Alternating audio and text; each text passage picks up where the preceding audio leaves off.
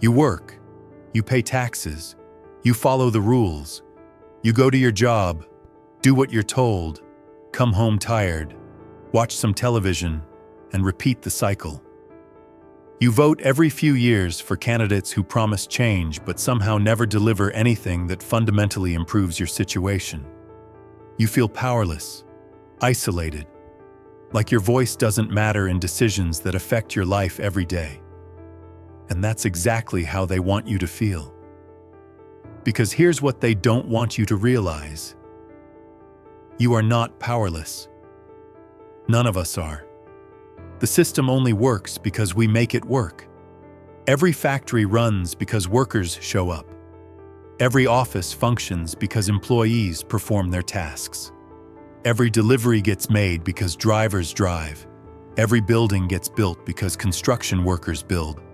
Every meal gets served because restaurant workers serve it. The entire economy, the whole structure of power and wealth, depends completely on the cooperation of ordinary people like you.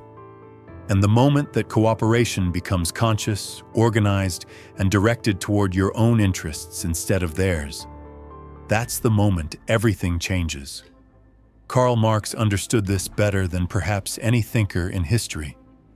He saw through the illusions that make working people feel powerless and revealed the profound truth hidden beneath the surface.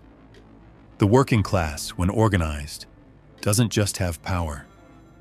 The working class is the power. Everything else is just management, administration, and the elaborate theater of control. But Marx also understood why the system works so hard to keep you from realizing this. Why it promotes individualism over collective action. Why it encourages competition between workers instead of cooperation. Why it makes organization seem impossible, unnecessary, or dangerous. Because once you get organized, really organized, with clear goals and collective power, the game is over. Not just for individual businesses, but for the entire system that depends on your divided, isolated, individual powerlessness. Marx's most revolutionary insight wasn't about economics or politics. It was about power, specifically about where real power actually comes from in modern society. And what he discovered will change how you see everything. The secret is this: all wealth comes from labor. All of it. Every dollar of profit, every luxury mansion, every private jet, every offshore bank account, it all traces back to the work that human beings do with their minds and hands. Capital doesn't create wealth. Machines don't create wealth. Money doesn't create wealth. Only labor creates wealth.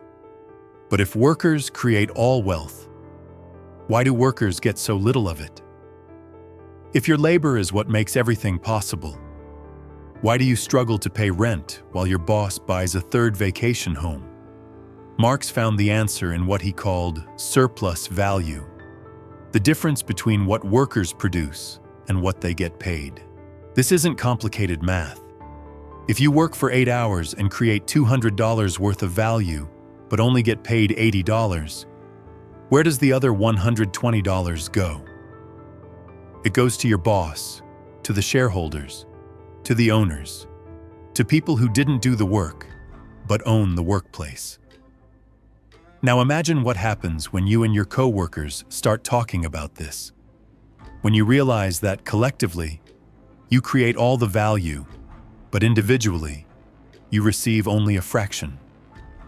When you understand that the people getting rich off your work need you far more than you need them. That conversation is the beginning of organization. And that organization is the beginning of power. Real power. The power to say no to exploitation and make it stick. The system has spent centuries convincing you that your problems are individual and your solutions must be individual too. Can't afford rent? Get a better job? Struggling with medical bills? Work harder. Worried about retirement? Invest in your future. Every problem gets privatized. Every solution gets personalized. But Marx revealed why this individualistic approach always fails. You're not fighting individual problems. You're fighting systemic ones. And systemic problems require collective solutions. When you try to negotiate a raise by yourself, you have almost no leverage. Your boss can easily replace you. But when you and 50 co-workers demand raises together, suddenly the calculation changes. Replacing one person is easy. Replacing everyone is impossible. When you can't afford healthcare as an individual, you're powerless against insurance companies and medical corporations. But when millions of people organize to demand universal healthcare, suddenly politicians start paying attention. When you're buried in student debt as an individual, you're stuck with the payments forever. But when millions of people organize to demand debt forgiveness, the conversation shifts from personal responsibility to systemic change. Marx understood that capitalism deliberately atomizes workers, breaks them down into isolated individuals competing against each other instead of cooperating for mutual benefit. Your coworker isn't your enemy, even if you're competing for the same promotion. Your real opponent is the system that forces you to compete for scraps while generating abundance for others.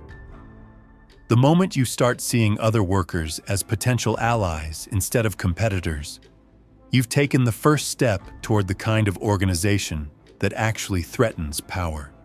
Marx was obsessed with numbers, and the numbers around collective action are staggering. Consider this. In most companies, there are far more workers than managers and owners. In most countries, there are far more working people than wealthy people. The few only control the many when the many don't realize their numerical advantage. But mathematics alone isn't enough. 10,000 people acting individually have less power than 100 people acting collectively with coordination and common purpose. Organization multiplies power in ways that simple addition can't capture.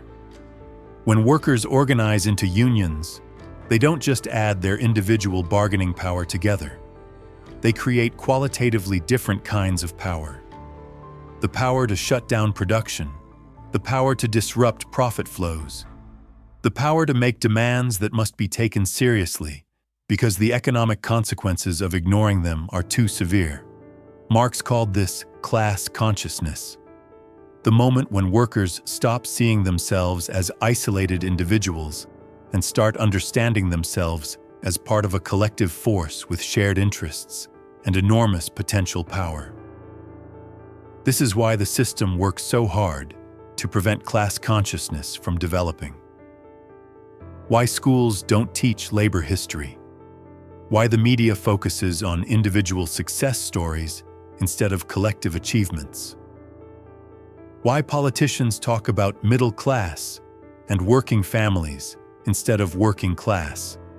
Language designed to obscure the reality of shared economic interests.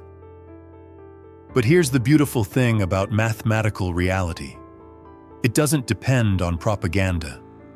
No matter how much the system tries to hide it, workers still outnumber bosses. People who work for wages still vastly outnumber people who live off investments. The many are still many, and the few are still few. Organization just makes those numbers visible and actionable. Marx identified how organized workers can escalate their power systematically, moving from individual grievances to collective transformation.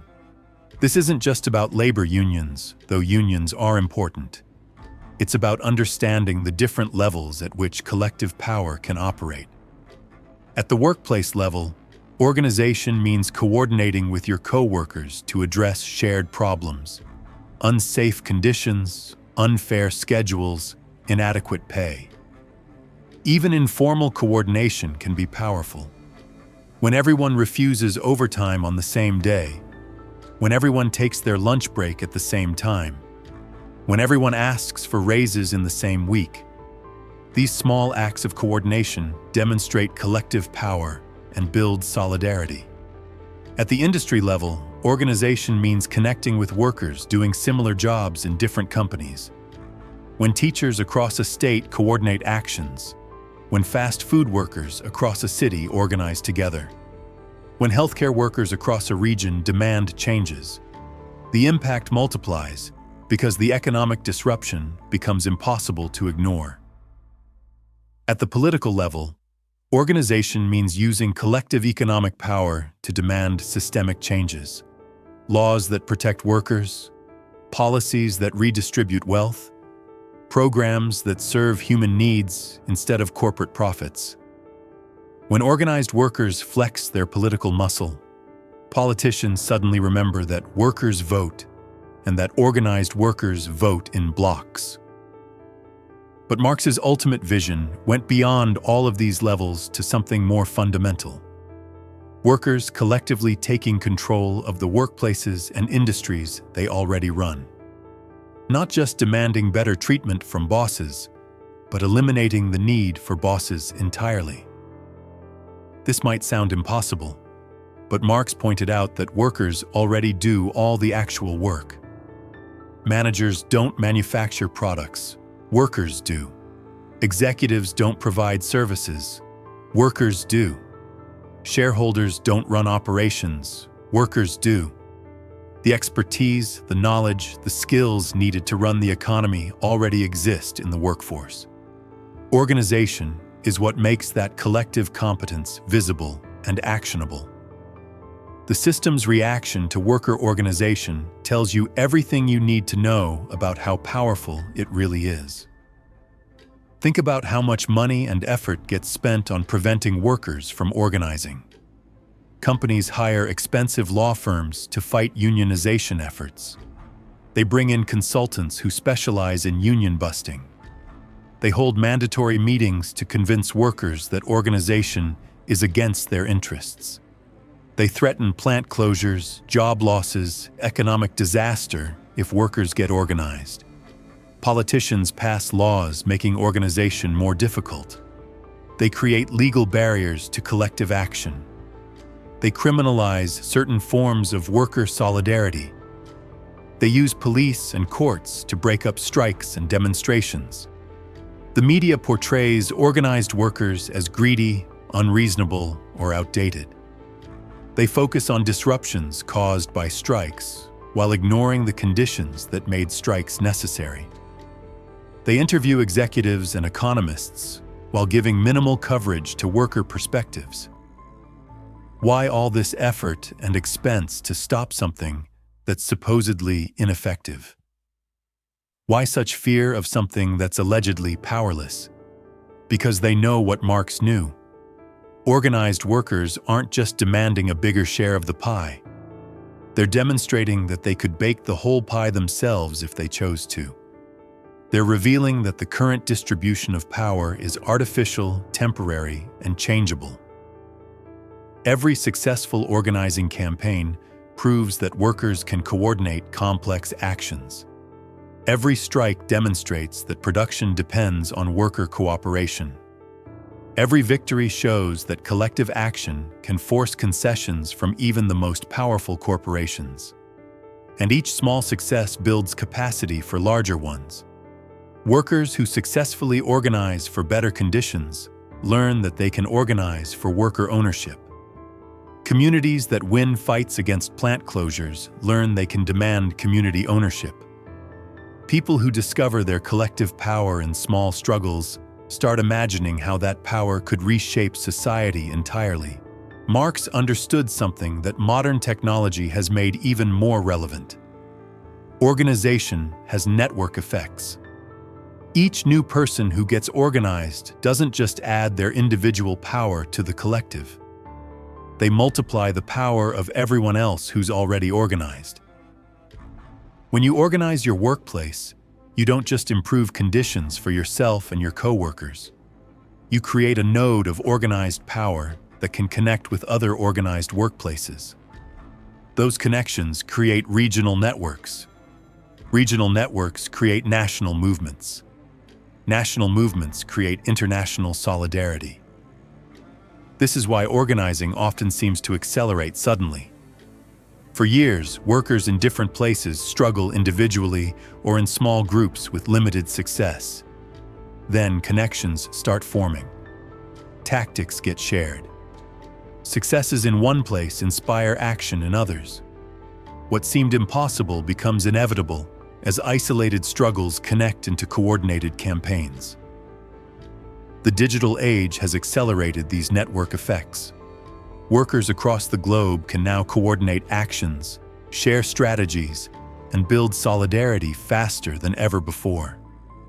When teachers strike in one country, teachers in other countries can express support and share tactics. When warehouse workers organize in one city, warehouse workers everywhere can learn from their experience. But Marx understood that technology alone doesn't create power. Organization creates power. Technology just amplifies the organization that already exists. 1 million isolated individuals with smartphones are less powerful than 100 organized workers with walkie-talkies.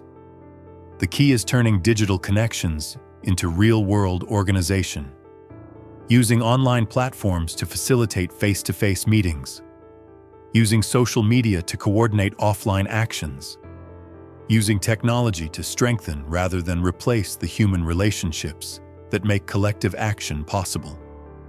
Marx's vision of organization extended far beyond labor unions and workplace struggles. He saw worker organization as the foundation for reorganizing society entirely, creating economic systems based on cooperation rather than competition, democratic control rather than authoritarian management, human needs rather than profit maximization. This might involve worker cooperatives that demonstrate how businesses can operate without bosses, community land trusts that show how housing can be decommodified, public banks that prove financial services can serve communities instead of extracting wealth from them, participatory budgeting processes that give people real control over public spending. Each of these experiments in democratic organization builds capacity for larger transformations. People who learn to run businesses cooperatively can imagine running industries cooperatively. Communities that take control of local resources can envision taking control of regional ones. Workers who experience genuine democracy at work start demanding genuine democracy in government. Marx called this prefigurative politics, organizing in ways that prefigure the kind of society you want to create. Instead of waiting for political change to enable economic democracy, you start practicing economic democracy in whatever spaces you can control right now.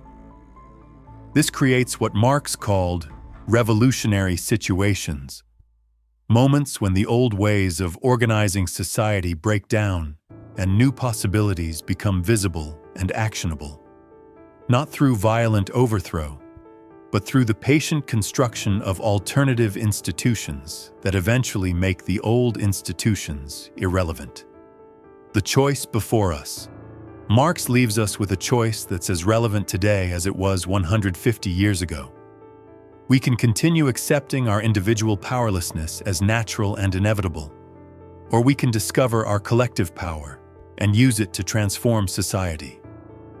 The system will tell you that organization is impossible because people are too selfish, too divided, too comfortable to work together. But Marx understood that these aren't natural human characteristics. They're the products of systems designed to prevent cooperation.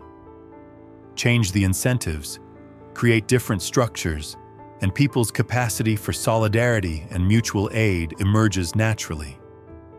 The system will tell you that organization is unnecessary because the current arrangements, while imperfect, are the best possible ones. But Marx showed how every aspect of current arrangements, from wage labor to private property to representative democracy, are historical innovations that can be replaced with better innovations. The system will tell you that organization is dangerous because it threatens stability, prosperity, and freedom. But Marx revealed that the current system only provides stability, prosperity, and freedom for a small minority, while imposing instability, scarcity, and coercion on everyone else. Real stability, prosperity, and freedom require extending democratic control over the economic systems that shape everyone's daily life. The power to transform society already exists.